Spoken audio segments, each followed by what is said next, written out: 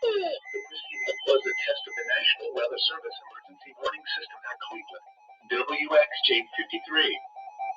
This test is conducted at approximately 11:30 each Wednesday morning, weather permitting. If this had been an actual emergency weather situation, the warning alarm would have been followed by an actual watch or warning. Reception of this broadcast and the warning alarm will vary at any given location.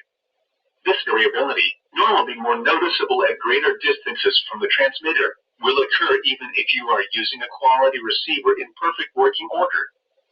To provide the most consistent warning service possible, the warning alarm will normally be activated for warnings in selected watches within a 40-mile radius of your transmitter.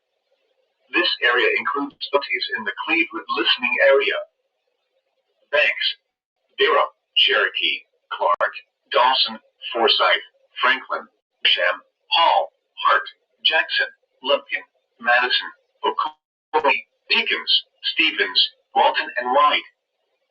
This concludes the weekly test of the warning alarm system. We now return to our normal weather broadcasting.